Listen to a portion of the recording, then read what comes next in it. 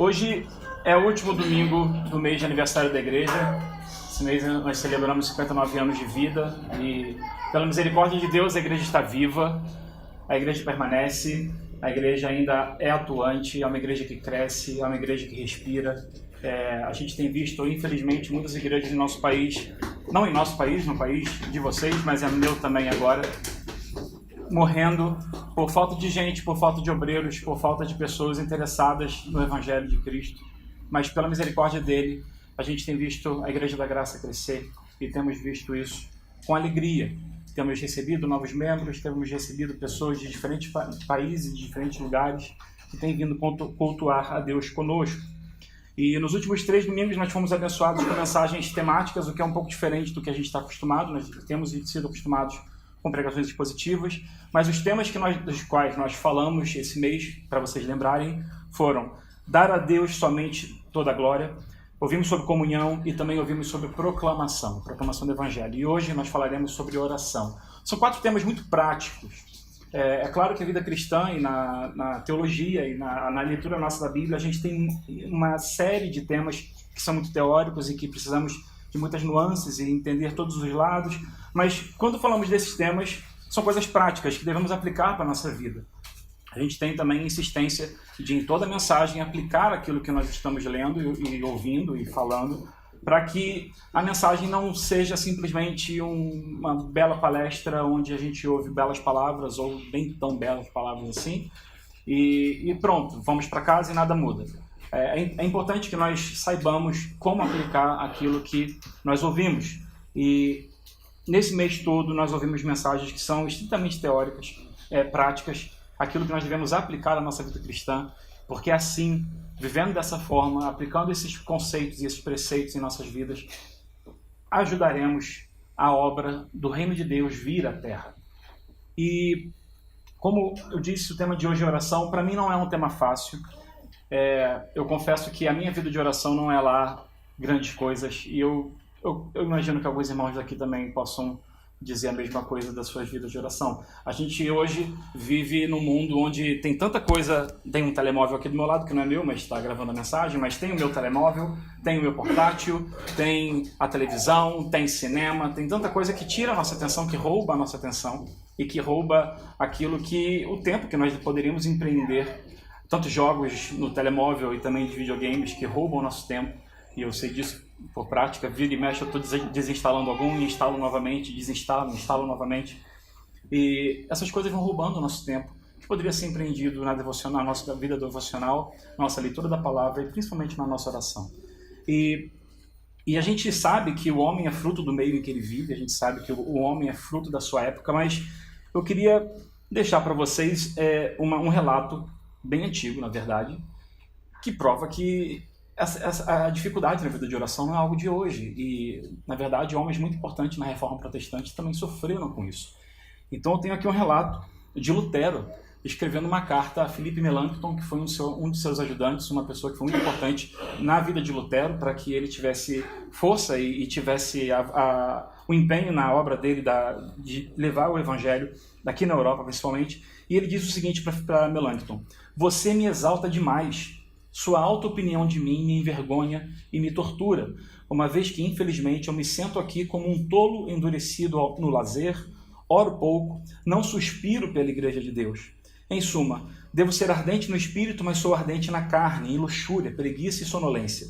Já se passaram 8 dias em que não escrevi nada, em que não orei nem estudei.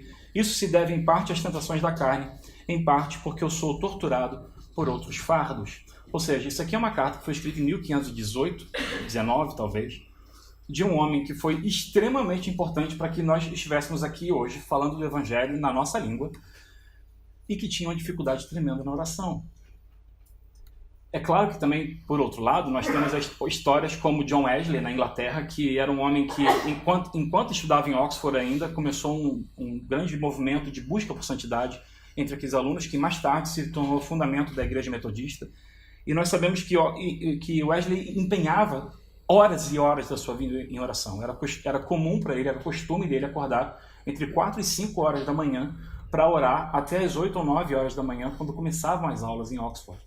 E a gente sabe que ao longo do seu ministério ele empenhava normalmente 4 horas por dia em oração, que para mim é uma coisa completamente surreal. E que no final de sua vida ele empenhava até 8 horas por dia em oração. Eu não aguento ficar 8 horas sentado na cadeira trabalhando, quanto mais 8 horas orando. Isso é uma tristeza para mim. Quem dera eu tivesse o empenho como John Wesley. Mas a verdade é que provavelmente poucos de nós aqui têm esse dom para oração que John Wesley tinha. E talvez todos nós aqui estejamos muito mais para Lutero, que infelizmente acaba tendo outros desejos e outras vontades que nos afastam da oração e também os afazeres do nosso dia a dia, que acabam roubando bastante do nosso tempo. Mas quando a gente começa a falar de oração, a gente precisa entender um pouco do que é oração. A maioria das pessoas aqui nasceu na igreja, ou cresceu na igreja, ou se converteu muito novo. Então já sabe mais ou menos o que é orar, como ora, isso tudo. Isso não é uma coisa normal. Oração não é uma coisa muito racional, porque nós estamos falando com alguém que não está na nossa frente aqui visivelmente, mas nós sabemos que essa pessoa ouve. Então, como é que a gente explica oração para alguém que não é regenerado, alguém que não tem esse entendimento? Na verdade, essas explicações todas que eu trouxe aqui também não resolvem a solução, não solucionam o problema para aquele que não tem o Espírito Santo, mas nós temos um relato do pastor John Bunyan, que foi um pastor batista na Inglaterra, autor do livro O Peregrino, do clássico da literatura mundial O Peregrino. Ele diz o seguinte: oração é o derramar de modo sincero, consciente e afetuoso o coração ou alma diante de Deus, por meio de Cristo, no poder e ajuda do Espírito Santo, buscando as coisas que Deus prometeu, ou que são conforme a sua palavra, para o bem da igreja, com submissão em fé à vontade de Deus. É uma frase com bastante palavras, muitas palavras, e todas elas fazem sentido quando a gente lê, mas ouvindo parece um pouco meio complicado. O que importa oração é a gente abrir o coração para Deus de modo sincero. Deus é aquele que escrutina, que conhece o nosso coração, e não há como esconder nada dele. Na verdade, Deus, como a gente vai ver daqui a pouco, quando abrirmos no texto que nós vamos ler, Deus odeia a hipocrisia. Deus odeia pessoas que não são sinceras diante dele. Ele odeia isso. Deus não tolera a hipocrisia. Então é importante que, ao orarmos, tenhamos em mente que estamos falando com alguém que, antes que a nossa palavra saia da nossa boca, ele já conhece essa palavra. Ele conhece os intentos do nosso coração, conhece tudo aquilo que vai na nossa mente. A gente não tem como enganar a Deus. Podemos orar, como nós sabemos, de forma privada, em casa, ou podemos orar de forma pública, na igreja, ou até mesmo em casa, quando fazemos culto doméstico. Aqueles que fazem, mais uma falha minha particular, mas é importante saber que a oração se cultiva em casa, a oração se cultiva na solitude, como Jesus fazia. Jesus tinha o hábito de se separar dos seus discípulos, ele saía da presença dos discípulos para cultivar o seu relacionamento com o Pai. Jesus amava o Pai, amava estar na presença do Pai, e por isso ele queria sair de perto dos seus amigos. Os discípulos eram amigos de Jesus, mas ele deixava a presença dos seus amigos para poder se relacionar com o Pai. E é através desse relacionamento que nós vemos as grandes bênçãos que Jesus operou no mundo. Ele era filho de Deus e ele queria se relacionar com seu Pai. E então, da mesma forma que se nós temos uma vida de oração na igreja, precisamos cultivar essa vida de oração em nossa casa. É importantíssimo que cada um de nós, mesmo casados, mesmo, enfim, morando com nossos pais, nós precisamos cada um nutrir essa vida de oração. Cada um de nós vai prestar conta disso. Eu não sou responsável pela vida de oração da minha esposa, assim como ela não é responsável pela minha vida de oração. Eu sou responsável pela minha vida de oração. Eu sou responsável por aquilo que eu faço com o meu tempo. E eu vou prestar contas pelo tempo que eu gasto com qualquer outra coisa diante de Deus. Não duvide disso. Às vezes a gente... mas nossa, se eu estou só jogando um pouco aqui no telemóvel, sim, eu estou deixando de fazer outras coisas que poderiam ser mais importantes para a minha vida espiritual. Enfim, a gente presta contas por isso, porque a gente presta conta do nosso crescimento. A gente presta conta de quanto a gente busca, daquilo que a gente empreende no nosso relacionamento com o Pai. E mesmo que Deus não vá nos punir com o inferno porque nós não oramos pouco, a verdade é que o nosso testemunho se torna fraco, porque se nós não temos relacionamento com Deus, se nós temos um relacionamento fraco com o nosso Pai, como nós vamos testemunhar aqueles que não conhecem? Hoje a gente falou um pouco disso aqui na IBD, o que é a conversão. Grande parte da conversão passa também pelo testemunho. Não necessariamente apresentar aqui, eu não sei se em Portugal se usou esse método, mas no Brasil foi muito divulgado na década de 80, 90 até os anos 2000, as 4 leis espirituais. Não sei se vocês já ouviram falar desse folheto. É um folheto muito antigo, da década de 70, e foi muito usado para evangelismo no Brasil. Então você lia aquelas 4 leis espirituais com a pessoa, fazia uma oração do pecador e a pessoa naquele momento já era convertida. São métodos que não necessariamente são plenamente bem executáveis, mas enfim, são métodos que as pessoas tentam fazer para apresentar o Evangelho. A verdade é que provavelmente o nosso bom testemunho, o nosso bom relacionamento com Deus é a melhor forma de fazer as pessoas conhecerem a Deus. Muito mais, é claro que falar é importante, é claro que falar abertamente do Evangelho, de quem é Jesus, principalmente de quem é Jesus para nós, é importantíssimo. Mas a forma como nós lidamos com o nosso próximo, a forma como nós lidamos com nossos pais, a forma como nós lidamos com as pessoas que estão, se nós temos um cargo de chefia, que estão abaixo de nós, isso tudo é importantíssimo para o nosso testemunho. E isso é modificado através da nossa vida de oração.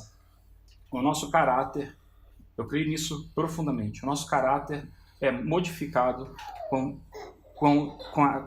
em relação ao tempo que nós empreendemos com o nosso Deus. Porque se nós estamos encharcados da presença de Deus, não há como nós deixarmos transparecer o pecado que ainda há em nós. Ainda há em nós. Nós somos pecadores, mas à medida que nós nos aproximamos mais e mais do Senhor, esse pecado deixa de ter tanta relevância na nossa vida, porque o que passa a ser mais importante é a presença de Deus. E, bom, eu queria que vocês abrissem a palavra de Deus em Mateus 6, 5 a 13.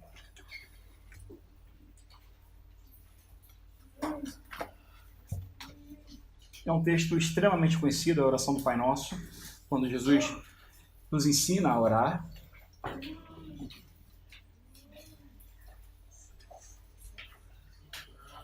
E embora uma miríade de homens e mulheres ao longo da história cristã tenham se empenhado em escrever livros, tratados sobre oração, e é importante que nós leamos esse material, é importante que nós nos aprofundemos na busca de conhecer mais sobre oração e também em formas como nós podemos melhorar a nossa relação com o Senhor através da nossa vida devocional de oração e de leitura da palavra. Não há ninguém melhor para buscarmos entender o que é oração e como orar apropriadamente, senão com o próprio Jesus Cristo. Ele deixou isso registrado nos evangelhos. Os evangelhos de Marcos e Lucas, de Mateus e Lucas, relatam essa oração do Pai Nosso, embora em Lucas seja um pouco diferente a oração, mas a gente também vai a esse texto porque é importante, alguns trechos daquilo que Jesus falou após a oração, que Lucas registrou e não Mateus, são importantes para a gente também ter uma percepção sobre o que é essa oração. Mas vamos ler o texto e pedindo que o Senhor, antes de orar, vamos pedir ao Senhor que Ele abra o nosso coração e que aquilo que Ele quer falar à igreja seja falado apesar de mim, apesar das minhas falhas, do meu cansaço, mas porque o Evangelho é verdadeiro e Cristo é verdadeiro e orar é muito importante. Então, o que fique seja isso. Senhor Deus e Pai, obrigado porque temos a oportunidade de abrir a Tua Palavra nesse dia, Senhor. Obrigado porque temos liberdade para isso. Obrigado porque ninguém vai tomar esse livro de nós. Obrigado porque ninguém vai entrar aqui e pedir que esse culto aconteça. E pedimos, ó Pai, que o Senhor seja com aqueles irmãos que estão em lugares assim. Pedimos que o Senhor desde já os proteja, Pai, do mal, assim como Jesus nos ensina a orar também no Pai Nosso. Ó Pai, livra-os do mal e permita, ó Pai, que eles também atuem para que o reino venha nos países deles, ó Pai. Mas o que pedimos nessa manhã é que o Teu Espírito Santo nos ilumine e nos ajude a entender esse texto, para que a Tua glória seja revelada e para que os nossos relacionamentos contigo, ó Pai, tenham mais profundidade e para que nós sejamos transformados através do poder da oração, Senhor. Sabendo que o Senhor é soberano, reconhecendo isso e aprendendo, Senhor, a pedir aquilo que o Senhor nos ensina a pedir, ó Pai. Pedir de acordo com o Espírito Santo. Ser glorificado nessa manhã, Deus. É o que pedimos no nome santo de Jesus, Senhor. Amém. Então, vamos abrir a palavra de Deus em Mateus 6, versos 5 a 13.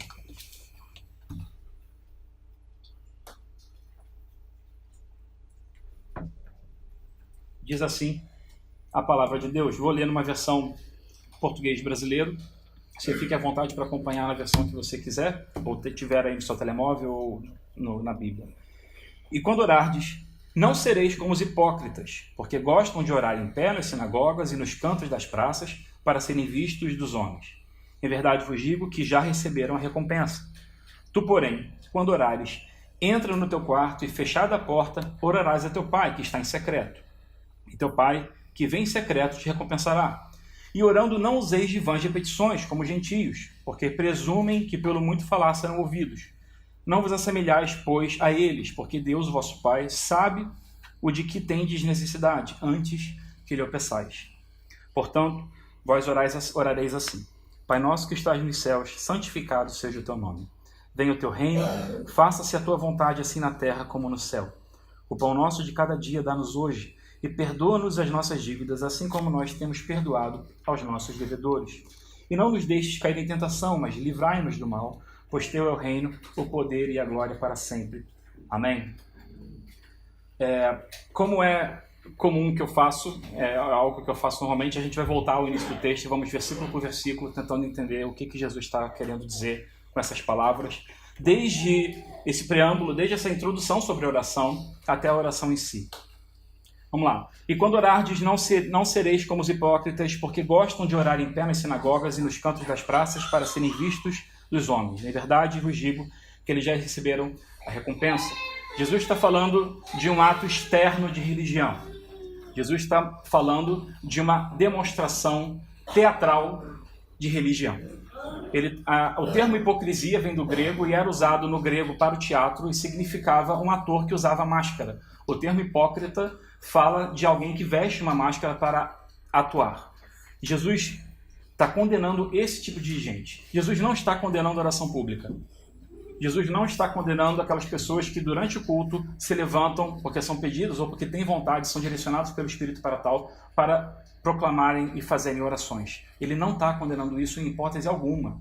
O que ele condena é qualquer tipo de oração que é feita meramente com o intuito de demonstrar quão bom quão boa a pessoa é na sua fala, quão bom conhecimento de teologia ela tem, ou o quão boa ela própria é. A gente é levado diretamente a lembrar da parábola que Jesus conta do fariseu e do publicano, quando o fariseu ora dizendo: Senhor, eu te agradeço porque eu não sou pecador como esse publicano, obrigado porque eu oro 2 vezes por dia, porque eu jejuo semanalmente. Ou seja, é uma oração de autoindulgência, uma oração que quer mostrar o quão bom você é, uma oração que se exalta, que exalta a si mesmo. Você não está glorificando a Deus enquanto você ora, você está se autoglorificando numa tentativa de dar um recado às outras pessoas, mostrando: olha, eu sou muito melhor que todos vocês. Esse tipo de oração Deus reprova, e como ele próprio diz, a recompensa para essa oração a pessoa já recebeu aqui na terra. E a recompensa de que ele está falando é o olhar dos homens. A pessoa quer ser olhada, quer ser vista, ela conseguiu. Deus não ouve esse tipo de oração. Deus não ouve esse tipo de oração. Esse tipo de oração não chega ao Senhor. E se chega ao Senhor, chega como reprovação. Deus não gosta e não quer que, ao orarmos, nós mostremos aos outros o quão bom nós somos. Nós não somos bons. Falamos sobre isso também hoje na EBD. Nós não somos bons. O próprio Jesus, quando em um determinado momento alguém chega para ele: bom mestre, e Jesus diz: por que você está me chamando de bom? Bom só há um, é o nosso Pai que está nos céus. Nem o próprio Jesus tinha, sendo Deus, tinha a ousadia de se autoproclamar alguém bom, e ele era bom. Quanto mais nós temos a ousadia em nossas orações ou em nossos discursos afirmarmos quão bons nós somos em qualquer coisa da nossa vida cristã. Nós somos pecadores e estamos completamente perdidos sem o Senhor. Se precisamos afirmar qualquer coisa, é como o publicano faz na oração dele: Senhor, tem misericórdia de mim porque eu sou um pecador. Batendo aquele homem que nem ousava, como o relato da parábola diz, aquele publicano nem ousava olhar para os céus durante sua oração. E dizia, olhando para baixo, batendo no peito: Senhor, tem misericórdia de mim porque eu sou um pecador. E Jesus diz: quem desses dois vocês acham que saiu justificado naquele dia?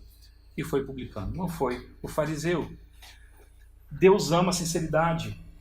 Aquele que conhece a nossa mente e coração, ele ama a sinceridade. Ele ama quando nós vamos a ele completamente despidos e sem nenhum tipo de reserva na forma como nós nos aproximamos dele.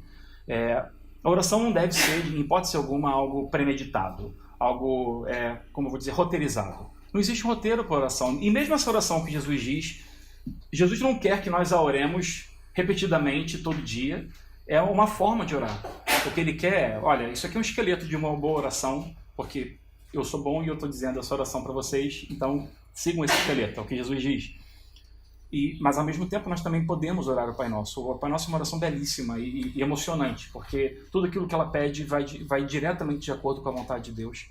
E por mais que não seja para ser rezada ou repetida diversas vezes, e aí sim se tornando algo inútil, podemos lembrá-la, podemos utilizá-la em nossas devocionais e utilizá-la em nossas igrejas também.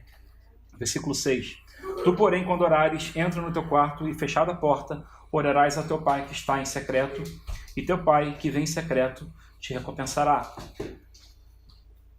Como eu disse antes, a gente sabe que a palavra de Deus incentiva a oração pública, mas Jesus enfatizava, através dos seus atos, a importância de se retirar e ter um relacionamento exclusivo com o Pai. Ele saía de perto dos seus discípulos, ele saía de perto dos seus amigos para orar e ter um tempo com Deus. Jesus está claramente dizendo que quando nós fazemos isso e buscamos, Deus está lá. Deus está lá. E se pode haver qualquer conforto ou o maior conforto para nós, é saber que quando oramos, Deus ouve. É certo isso. Às vezes a gente acha que Deus não ouve porque Ele não responde ou porque demora para responder. Deus ouve cada uma de nossas orações.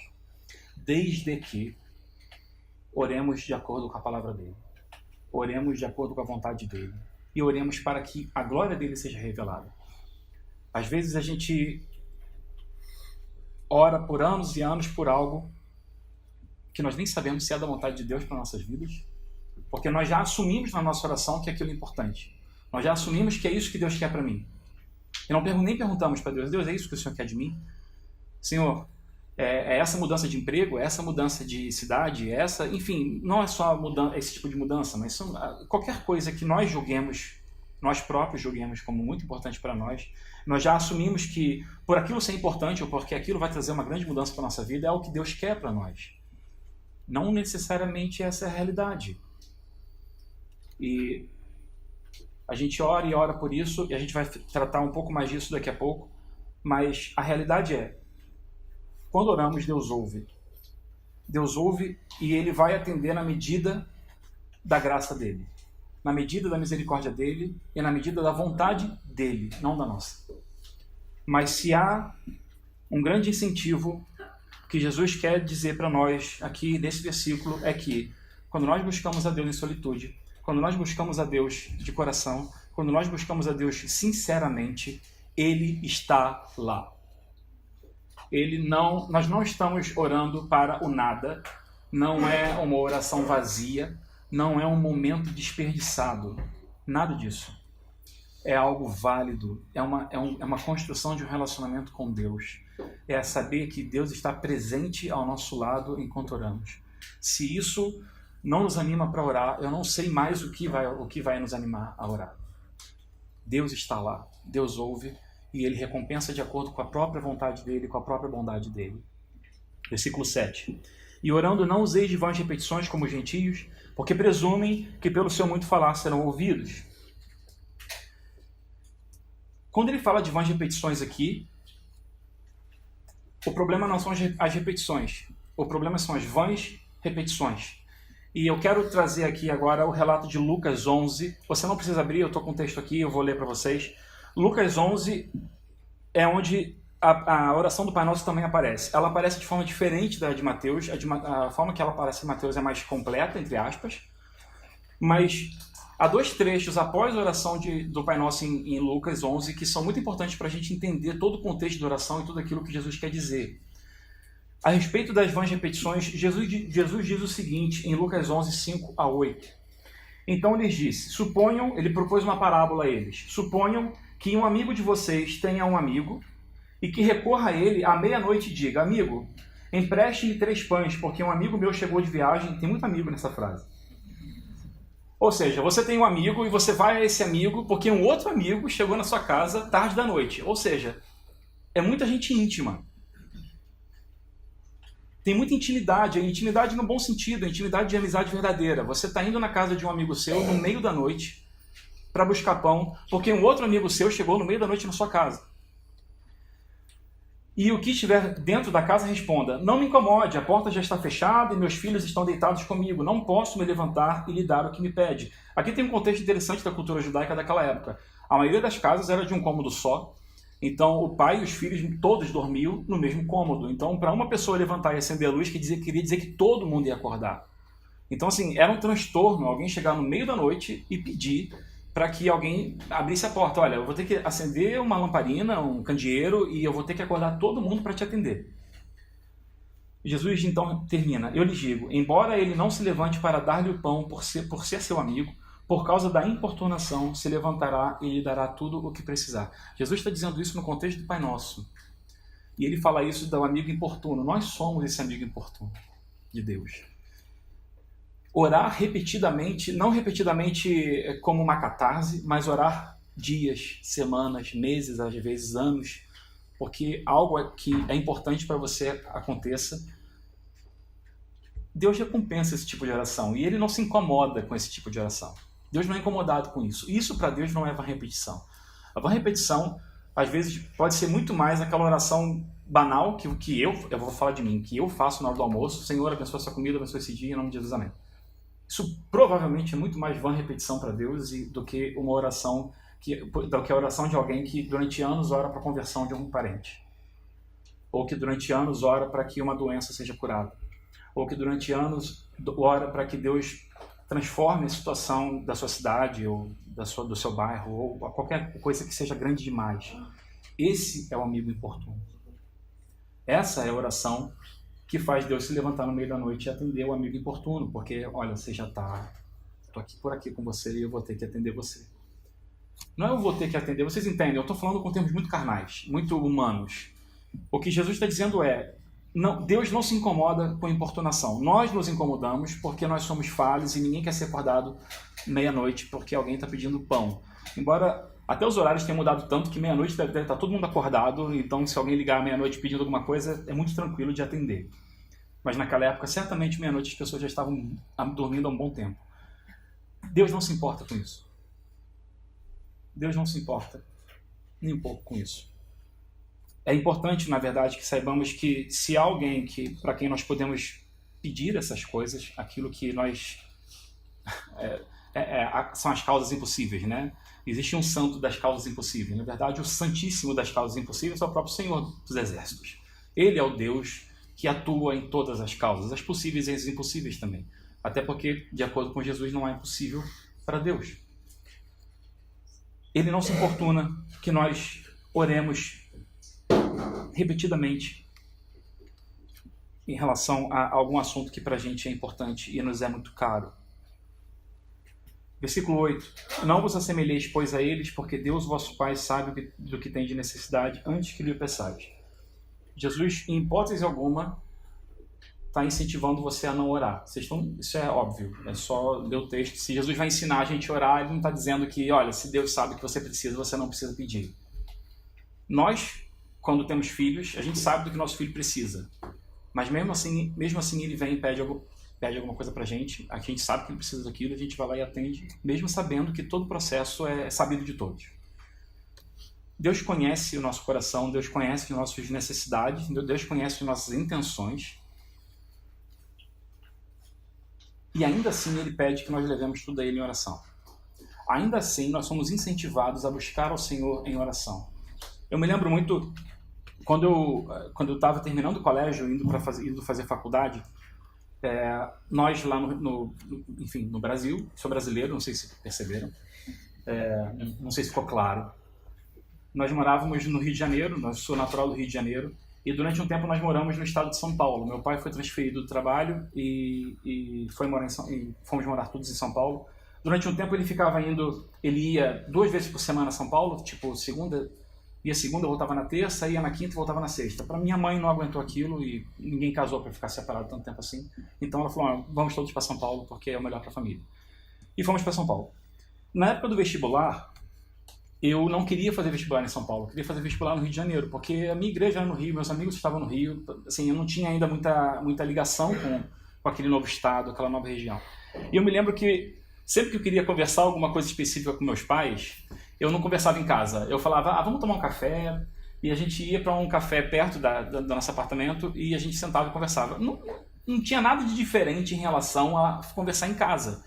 Eu não sei se a mudança de ambiente para mim faria alguma diferença, ou enfim, não sei o que acontecia na minha cabeça, mas eu achava que era importante. A questão é, meus pais sabiam que eu não queria fazer vestibular em São Paulo.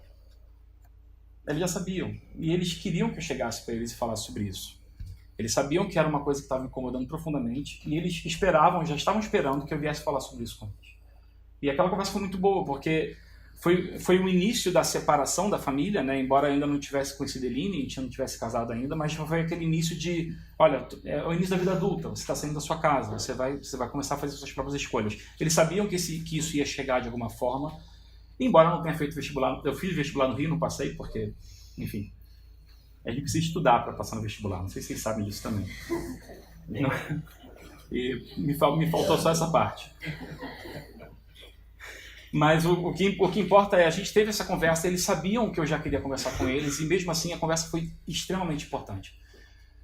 Foi importante para o meu relacionamento com eles, foi importante pessoalmente como adulto, entrando na vida adulta, de expor meus pensamentos e as minhas vontades, mas foi importante saber que eles já esperavam, eles já sabiam e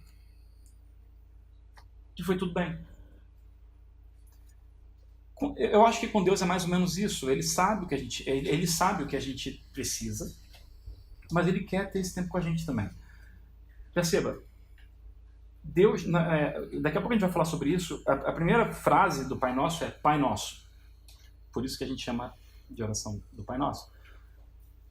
Mas a gente está se relacionando com alguém que quer também ter um relacionamento com a gente. No momento que Deus nos adotou como filhos, Ele quer ter um relacionamento conosco. Se a gente esquece disso, por qualquer momento, a gente vai ter Deus como um ditador, um crápula, alguém que só obedece e a gente segue.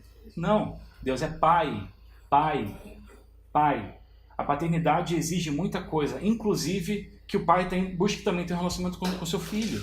E é isso que Deus quer ao se aproximar de nós, rasgando o véu de cima a baixo, quando Ele deu seu próprio filho para morrer por nós, rasgou o véu que separava do santo dos santos, não há mais separação. Deus quer, Ele dá o primeiro passo. Olha, eu vou dar o primeiro passo nesse relacionamento que foi quebrado lá atrás. Eu vou dar o primeiro passo. Não são vocês. Vocês não têm como dar esse passo. Eu vou dar. Porque a partir do momento que eu dou esse passo e eu quebro essa barreira que havia, esse véu, não há mais impedimento. Nem para nós, nem para Ele. Porque como a justiça de Cristo foi feita a nossa justiça, a justiça de Cristo foi imputada sobre nós, nós não seremos mais consumidos por causa do nosso pecado na presença do Senhor. Porque é isso que acontecia no Antigo Testamento, vocês lembram disso, né? Tinha aquela roupa com sino e a corda, e se o sino parasse de balançar é porque, olha, como a gente diz no Brasil, deu ruim. Alguma coisa aconteceu de errado. Mas enfim, Deus sabe o que nós precisamos e Ele quer ouvir de nós. Não duvide. Deus quer ouvir de nós. Até porque, no momento em que nós levamos esses pedidos a Deus, seja o que for, tá? De novo, nós podemos levar tudo na presença de Deus. Tudo. Não é apenas algumas coisas. Eu vou falar com Deus da minha vida profissional, mas a minha vida sentimental eu resolvo. Não, você não resolve nada. Desculpa. Você não é capaz. Deus precisa resolver tudo pela gente. Quando Jesus diz, sem mim nada podeis fazer, Ele realmente quis dizer isso. Nada. Nada. No momento que nós assumimos que podemos fazer qualquer coisa sem o direcionamento de Deus, nós estamos presumindo que Deus não é plenamente soberano. Por quê? Se eu posso fazer isso sem Deus, é porque Deus não tem a palavra final sobre esse assunto, e eu tenho, e eu sei melhor, então eu vou resolver da minha forma. Você está presumindo que Deus não é soberano. Não faça isso. Não vá nesse caminho, porque não vai dar certo. Continuando, porque ainda faltam 5 versículos. 4. Verso 9. Portanto, vós orareis assim. antes de continuar, a gente para aqui. Jesus não está dizendo, vocês só podem orar dessa forma. Ou, vocês têm que repetir essa oração incessantemente até que eu venha. Não. Ele está dizendo, olha, a partir desse momento, é um padrão de oração que vocês podem aplicar usando suas próprias palavras também. E vocês podem orar usando isso como esqueleto ou usando isso como base. E a gente vai ver que tem bastante base para orar aqui. A gente tem bastante base para fazer a nossa própria oração ao Senhor. Não é uma fórmula ou uma receita de bolo, mas é um direcionamento muito bom para a gente entender como orar de acordo com a palavra de Deus e orar de acordo com o Espírito Santo também. Pai nosso, que estás nos céus. E vamos ter que parar de novo, a gente vai ter que parar bastante aqui. O almoço vai ser lá para as 4 da tarde. Quando a gente vai a Deus dizendo Pai Nosso, nós estamos presumindo que estamos orando em nome de Jesus. E eu vou explicar o porquê. Jesus diz que ele é o Filho de Deus. Ninguém mais dizia que era o Filho de Deus. Jesus é o primeiro que diz que é o Filho de Deus e tem um relacionamento com ele. Quando nós nos apropriamos desse título em relação a Deus, Pai Nosso, o que nós estamos fazendo é, primeiro, ir a Deus em nome de Cristo. E, em segundo lugar, reconhecer que somos filhos adotados do Senhor. Nós não somos, por direito, filhos de Deus. Nós somos, por direito, merecedores do inferno. A gente tratou um pouco disso aqui também na EBD. Nós nascemos maus. Embora, como a gente falou também, se presuma, todo mundo nas ruas se presuma, mas eu sou tão bom, eu não mereço isso. Não, você não é nada bom. Você não é bom mesmo. O fato de você dizer que é bom já mostra que você não é bom. Mas, na morte de Cristo, no derramar do sangue dele, Deus nos compra com esse sangue como filhos dele. E somos filhos por adoção de Deus. Isso é algo extraordinário. O que Jesus fez por nós é... Eu vou passar todo o lado óbvio de resgatou do pecado, resgatou da morte e abriu, assim, você não precisa mais vir para o inferno. Ele disse para a gente assim, vocês podem chamar Deus de Pai. Se isso não deixa um sorriso nos nossos lábios, nada mais vai deixar. Jesus está dizendo para nós, vocês podem chamar o meu Pai de Pai também. Vocês podem se relacionar com Deus como um Pai amoroso que quer se relacionar também com vocês. Continuando, santificado seja o teu nome. Nós damos glória ao nome do Senhor. Nós queremos que o nome dele seja exaltado. Nós queremos dizer na nossa oração que não há outro digno de adoração senão o Senhor. Não há outro digno de receber toda a glória senão o Senhor. Santificado seja o teu nome, glorificado seja o teu nome, bendito seja o teu nome. Não há nome mais glorioso, não há nome mais fantástico, não há outro nome a quem eu deva dobrar meus joelhos em oração. Não há outro nome. Basicamente é isso que estamos dizendo quando dizemos santificado seja o teu nome. Venha o teu reino. Quando nós dizemos venha o teu reino, esse é o clamor de um coração que deseja que o reino de Deus seja estabelecido definitivamente na Terra. Porque nós temos hoje e vivemos hoje é um mundo onde Satanás governa e Satanás também é um ser que a cultura popular já abandonou, ninguém mais crê nele e por causa disso a gente tem grandes problemas na igreja. Não há como falar de pecado sem falar também do grande inimigo das nossas almas. Mas como é que você vai falar de alguém que as pessoas mal acreditam? E pior, em muitas igrejas não se acredita mais em Satanás. E não estou dizendo que Satanás mereça o lugar do púlpito ou que Satanás mereça pregar, como em algumas igrejas acontece. Colocam até ele para dar testemunho, ou seja, há séculos. Mas a questão é, se nós não tivermos a realidade de que esse mundo é governado pelo diabo, as coisas que acontecem porque o diabo tem os principados e tem o governo sobre algumas questões desse mundo, porque Deus assim quis.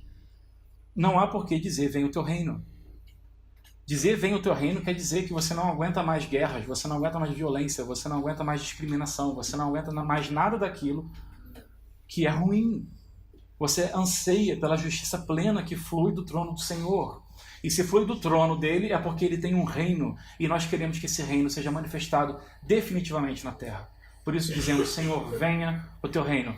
É semelhante a dizer, Maranata, ora vem, Senhor Jesus. Nós queremos que Jesus venha logo. Apressa-te, Senhor, não demora. Não tarda o teu reino, não tarda a tua vinda, Senhor. Esse deveria ser o anseio do cristão. E às vezes antes de casar, eu queria casar. Então, Senhor, vem, mas deixa eu casar primeiro. Aí a gente quer ter filho. Senhor, vem, mas deixa eu ter filho primeiro. Agora não, eu quero que ele venha mesmo. Já tive filho, já vi todo o problema que crianças dão em casa. E então eu quero que o Senhor venha, que ele restaure as paredes pintadas de canetinha, que ele restaure tudo. Mas a verdade é que todos nós cristãos, solteiros ou casados, ou na idade que estivermos, deveríamos ter o prazer de dizer: Senhor, venha o teu reino. Maranata, Senhor, venha Jesus. Ele é o anseio de nossas almas, ele é o amado da nossa alma, é ele o desejado das nações. A Bíblia diz tudo a respeito dele. Então, venha o teu reino. Faça-se a tua vontade assim na terra como no céu. Essa talvez seja a parte mais perigosa dessa oração. Quando nós pedimos que Deus faça a vontade dele, obrigatoriamente estamos dizendo: Senhor, eu abdico, abro mão da minha vontade.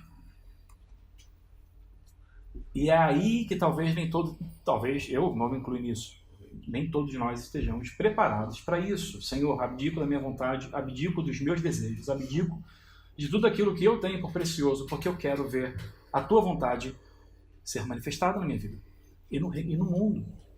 Eu quero assumir, Senhor, nessa oração eu digo para ti: tu és soberano. A gente canta, né? Tu és soberano sobre a terra, sobre os céus, tu és Senhor absoluto. A gente canta, a gente talvez não viva, porque, de novo, muitos aspectos de nossas vidas nós queremos controlar, nós queremos ter a palavra final. Não. Seja feita a tua vontade, assim na terra como nos céus. Senhor, o Senhor governa o universo de forma tão esplêndida. Como é que eu não vou dar o governo da minha vida para ti? O Senhor opera a forma como os planetas fazem a sua órbita ao redor do Sol, as galáxias, como elas se movem. O Senhor opera isso tudo.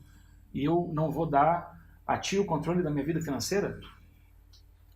Vocês conseguem entender isso? A gente não resolve. Deus resolve.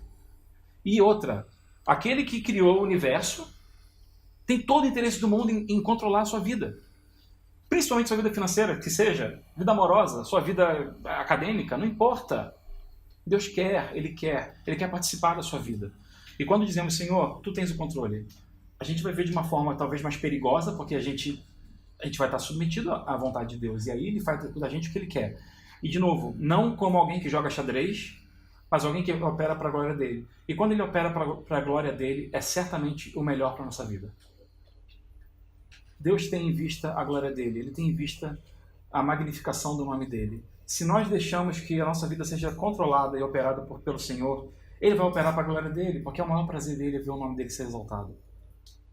Então nós participamos desse processo. Então é uma oração bastante perigosa de se fazer. Versículo 11: o pão nosso de cada dia dá-nos hoje. Se nós pedimos ao Senhor que faça a tua vontade e nós dizemos: o pão nosso de cada dia nos dá hoje, nós estamos dizendo: Senhor, me sustenta. Me sustenta. Não é só comida. Não é só o pão de cada dia. O pão de cada dia tem muito a ver com o maná que foi dado por Deus no Êxodo, porque era diário. E o que ele dizia para eles, para aquele povo era: vocês não precisam se preocupar com o que vocês vão comer amanhã. Eu vou dar o maná amanhã também. Vocês pegam o suficiente para o dia de hoje. Cada família pega o que é suficiente para si próprio, consumo próprio. Se vocês pegarem a mais, vai estragar. Deus é sempre muito didático. É assim: olha, eu vou dar comida. Pega só o que precisa para não estragar. Se pegar mais, vai estragar. E o que acontecia? Estragava. Ele falou e ele faz acontecer. E aqui Jesus está ensinando a gente a orar: o pão nosso de cada dia, o pão diário. Eu não estou pedindo pelo pão de amanhã, eu estou orando pelo pão de hoje. Isso também é um ensino para que a nossa angústia e a nossa preocupação com... A gente já começa a semana, eu já sou assim, eu já começo a semana preocupado com a sexta-feira que vem. Ou eu começo a semana preocupado com alguma coisa que vai acontecer na quarta. E a gente tem falado, eu e a Eline temos falado muito isso um para o outro, assim: basta cada dia o seu mal. E é mais ou menos isso mesmo. O pão nosso de cada dia, basta o cada dia. É o diário. O que Jesus sempre trata com o diário. Ele não trata com, olha, vamos orar por esse mês aqui, pela provisão, pelo salário do mês. Não, é o dia. Ora por esse dia. Você já não aguenta o dia, você vai orar pelo mês inteiro. Você está louco? Jesus está ensinando a gente a viver pacientemente. Jesus quer ensinar uma vida um pouco mais tranquila para a gente, talvez. Ele faz isso bastante. Ele fala, olha, pega o meu fardo é leve. Vocês carregam peso demais. Vamos trocar de fardo. Eu carrego de vocês, vocês carregam o meu. Vocês são muito ansiosos. A Bíblia fala isso o tempo todo e a gente não ouve. A gente continua ansioso, a gente continua preocupado, a gente continua tenso. A gente continua com dor no pescoço. Não sei se você... Eu tenho muita dor aqui, assim. Eu e minha esposa, a gente tem bastante dor aqui. Talvez por carregar a Sara, e ela já é pesadinha. Também com o pai que tem, não poderia ser leve. Mas a gente anda com muita tensão, a gente anda muito angustiado, a gente se preocupa demais. E eu digo isso para mim. Eu digo isso para mim também. Eu ando preocupado demais, eu ando angustiado demais. E Jesus está dizendo, o pão nosso de cada dia nos dá hoje. Senhor, garante que eu vá comer hoje. Amanhã eu oro de novo por isso. Me ensina a viver cada dia. Me ensina a viver contando, a numerar os nossos dias. Ensina-me, Senhor, a contar os meus dias. Me ensina a viver pacientemente. É bem por aí que ele está dizendo aqui. Perdoa-nos as nossas dívidas, assim como nós temos perdoado aos nossos devedores. No Brasil a gente tem um termo, eu não sei se é um termo ruim aqui, eu vou falar e vocês me perdoem se for um termo feio. A gente fala de pegadinha. O conceito de pegadinha vocês entendem o conceito da pegadinha? Ok, claro, é português também, é óbvio. Não entendem? Partidas, ok. Então, vocês entenderam. Eu vou continuar falando pegadinha porque eu sou brasileiro. Mas a gente tem essa coisa da... Olha, é como se, olha, eu estou fazendo uma pergunta no enunciado de um vestibular, a resposta está no enunciado e todo mundo erra, e era a pegadinha. É o que ele está fazendo aqui. Perdoa-nos as nossas dívidas, assim como nós temos perdoado a quem nos tem ofendido. Ou seja, Jesus está ensinando a gente a orar não para que nós sejamos perdoados só porque perdoamos alguém. Não é essa a questão. Não é porque você perdoa alguém que você merece ser perdoado por Deus. Você merece ser perdoado por Deus no momento em que o sangue de Cristo cobre a sua vida. É assim que nós somos perdoados por Deus, porque nós temos os merecimentos de Cristo sobre nós. E não é isso que Jesus está ensinando. Mas o que ele está ensinando é: você precisa agir com a graça que você foi alcançado. Então ele inverte a questão. Perdoa-nos as nossas dívidas na medida em que nós perdoamos a quem nos tem ofendido. Na verdade, a questão deveria ser: nos ensina a perdoar como nós fomos perdoados. Nos ensina a agir como nós recebemos. Porque se essa oração valesse, e aí você vai conseguir pensar em 2 ou 3 casos, com certeza, de que você não perdoou alguém porque alguém foi muito mal contigo, ou porque alguém fez alguma coisa muito ruim com você em algum momento, e você não conseguiu perdoar plenamente aquela pessoa. Se Jesus está dizendo para que Deus nos perdoe na medida em que nós perdoamos, nós nunca seríamos perdoados. A verdade é, precisamos agir de acordo com a graça que nos alcançou. E essa oração é uma oração muito perigosa e muito difícil de ser feita, porque se nós vivermos de acordo com cada uma dessas frases, nós seríamos santos, certamente santos, e Jesus já nos levaria para a glória, porque o mundo não seria digno de nós. Mas a verdade é, aquilo que nos alcançou foi uma graça muito maior do que a gente poderia imaginar. Mesmo você tendo nascido na igreja, eu nasci na igreja, eu nasci no hospital evangélico no Rio de Janeiro, eu sou tão crente, eu fazia essa piada no Rio e ele já não aguentava mais. Mas eu vou fazer essa piada de novo aqui, porque eu acho que eu nunca fiz. Então, eu sou tão crente que eu nasci no hospital evangélico. Pronto, falei a piada. Acabou a piada. Fui apresentado desde cedo na igreja, meu avô era pastor. Cadê? Faltou a bateria aqui.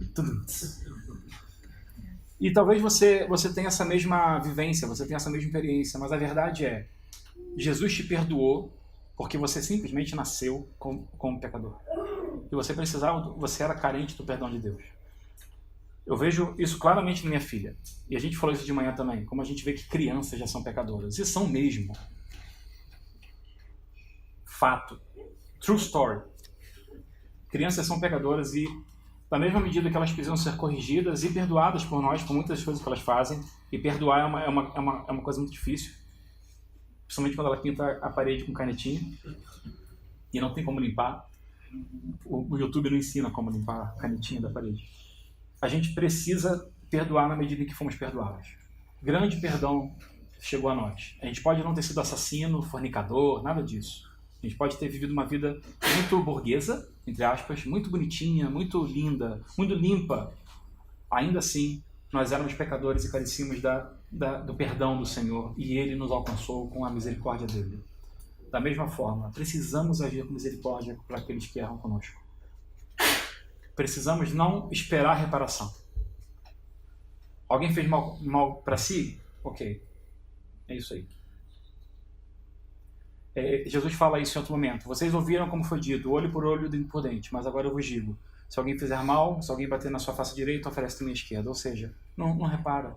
Não vai ter mais a reparação.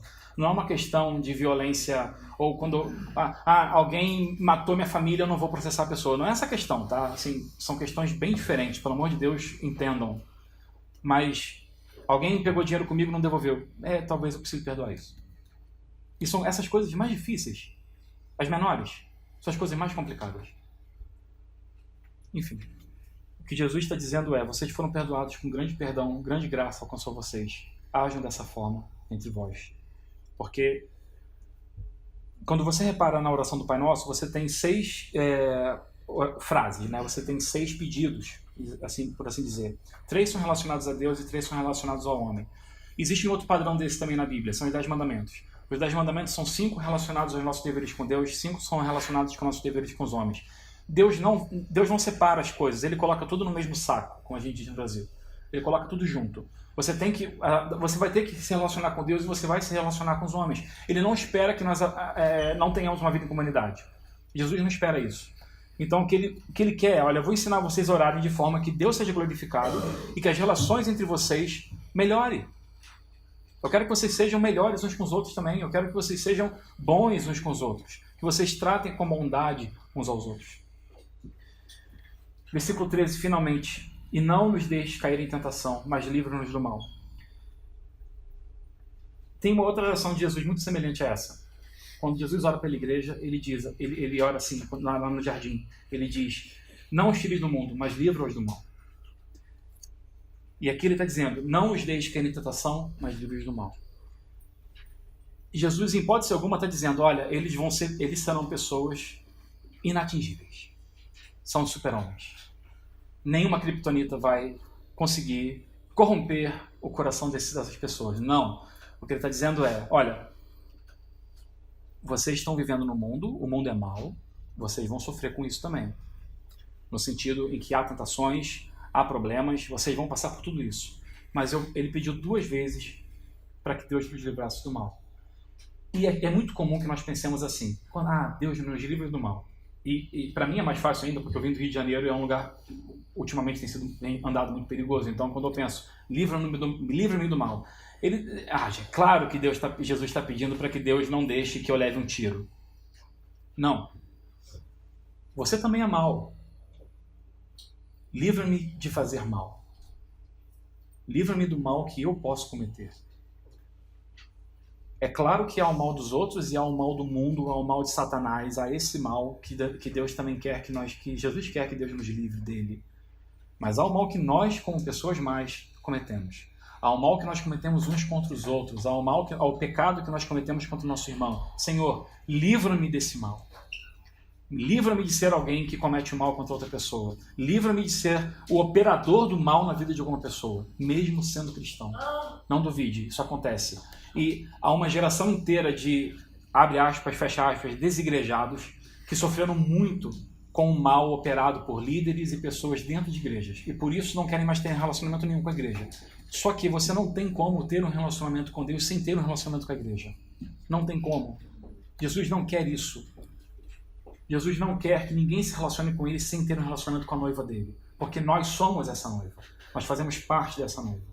Então nós precisamos disso aqui. Nós precisamos ter o contato, precisamos do café depois da EBD, precisamos do almoço, precisamos de nos encontrar durante a semana. Os jovens precisam ir à praia. Isso tudo é importante para o crescimento cristão. Praia, para mim, não é importante, mas enfim, isso aí eu falo.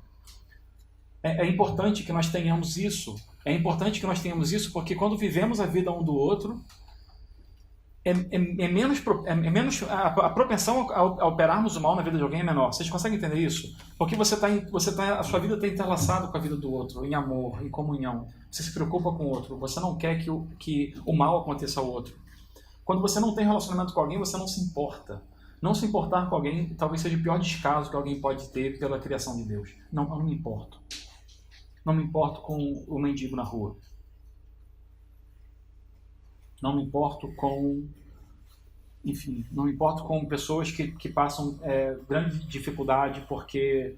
mas eles escolheram estar aqui em outro país e eles têm que sofrer mesmo porque o problema é deles. Não, se importe, por favor, porque Jesus se importa com essas pessoas. Jesus se importa com isso. Nós, como igreja, deveríamos nos importar também. O nosso coração deveria amar aquilo que Deus ama e odiar aquilo que Deus odeia. Deus odeia o pecado, e o verbo é esse mesmo, odeia, ele tem ódio. Ódio. Ódio. É uma palavra que a gente não consegue associar a Deus, porque como Deus de amor vai ter ódio. Ele tem ódio pelo pecado. O pecado mancha aquilo que ele tem, que ele criou. O pecado mancha a criação dele. O pecado deixa o mundo do jeito que está. Ele tem ódio pelo pecado. Nós devemos odiar o pecado assim como Deus odeia. E o pecado inclui injustiça social, inclui racismo, inclui tudo aquilo que mancha a criação dele. A gente devia odiar isso tudo. E muitas vezes a igreja, não essa igreja, a igreja no sentido maior, a igreja passa a mão nessas coisas porque, mas nós não devemos nos envolver com essas questões. Não é uma questão política, entendam, não é uma questão de esquerda ou direita, é uma questão de amar a justiça. É uma questão de fazer essa oração perigosa do jeito que ela é, de entrega e submissão completa ao Senhor, de assumir o senhorio de Deus sobre tudo e todos e querer viver dessa forma. E nessa versão em Mateus termina: pois teu é o reino, o poder e a glória para sempre. Amém. É interessante a gente pensar que essa é uma oração que une todas as esferas do cristianismo. Ela é orada e recitada por católicos e protestantes. Ela é orada e recitada e amada por reformados e arminianos. Não importa em qual espectro da cristandade a pessoa esteja, a oração do Pai Nosso ela é importante para todos nós. Só que nós protestantes oramos esse final: pois teu é o reino, o poder e a glória para sempre. Nós queremos render a Deus toda a soberania. Nós queremos isso. É a nossa intenção que isso seja rendido ao Senhor. Não temos a menor vontade, e deveríamos viver assim, não temos a menor vontade de viver vidas que não estejam submetidas a Deus. E essa é a oração do Pai Nosso. Então, vamos aplicar isso de alguma forma para as nossas vidas. Tem muitas formas para aplicar isso tudo. Se fosse necessário resumir aquilo que a oração do Pai Nosso, ensinada por Jesus, pode se aplicar às nossas vidas, seria da seguinte maneira: Jesus nos ensina a orar tendo em vista a soberania de Deus, primeiro ponto. Devemos orar de forma a render nossa vontade e desejos aos pés de Jesus, segundo ponto. Devemos orar para que Deus seja a nossa provisão e bem, terceiro ponto. E por último, devemos orar para que toda a glória seja rendida somente a Deus. Só que, quando você pensa em oração, você não pensa só nesse texto. Você pensa em inúmeros textos da Palavra de Deus. E eu queria aplicar... Agora eu vou começar a pregar. Isso tudo foi introdução. Já fiz essa piada aqui. Eu sou muito ruim com piada, gente. Peço desculpa. Eu não sou um bom stand-up comedy actor. Mas eu queria pegar 3 pontos que são importantes para nossas vidas e são importantes de aplicarmos a oração, mas em outros textos bíblicos. Você não precisa abrir, eu vou lê-los rapidamente. E isso aqui vai ser rápido, não vai demorar muito. Mas é para que a gente tenha uma amplitude um pouco maior de outros aspectos que envolvem a oração e que podem ser aplicados na nossa vida. O primeiro ponto é que as nossas orações podem não ser respondidas. As nossas orações podem não ser respondidas. Embora possa haver uma diversidade de motivos pelos quais nossos pedidos a Deus, sejam eles mais gerais ou mais específicos, não são respondidos, encontramos no apóstolo Paulo uma espécie de alívio. Diz ele em 2 Coríntios 12, 7 a 9. Para impedir que eu me exaltasse por causa da grandeza dessas revelações, Paulo foi levado ao terceiro céu, né? Sei lá, 5º céu, 8º céu, enfim, foi um céu absurdo. E aquilo o deixou de tal forma feliz e talvez até com um pouco de soberba, que foi-me dado um espinho na carne, um mensageiro de Satanás para me atormentar. 3 vezes roguei ao Senhor que o tirasse de mim, mas ele me disse: minha graça é suficiente para você, pois o meu poder se aperfeiçoa na fraqueza. Portanto, eu me gloriarei ainda mais alegremente em minhas fraquezas, para que o poder de Cristo repouse em mim. Qual é o espinho da carne de Paulo? Não importa. O espinho da sua carne, eu não sei. A questão é, Deus pode não responder a sua oração. E ele pode porque ele é Deus. A questão é, ele pode não atender a sua oração, ele pode não atender a sua oração, porque responder ele vai. Assim como ele deu uma resposta a Paulo, não atendeu o pedido dele, mas ele deu uma resposta. Deus sempre dá uma resposta para a gente. Então, Deus pode optar por não atender o seu pedido. O segundo ponto é que a oração pode ser feita de maneira errada. Nós já falamos aqui da parábola do fariseu e do publicano. O fariseu orava de forma errada, ele orava para si mesmo, de si para si. Não tinha Deus na oração. Era uma oração auto-inflada, uma oração cheia de egocentrismo, uma oração que buscava exaltar a si mesmo. É possível orar de forma errada. O que o Pai Nosso nos ensina é orar de forma a submeter toda a soberania a Deus e a glória a Ele. Quando oramos assim, oramos de maneira certa.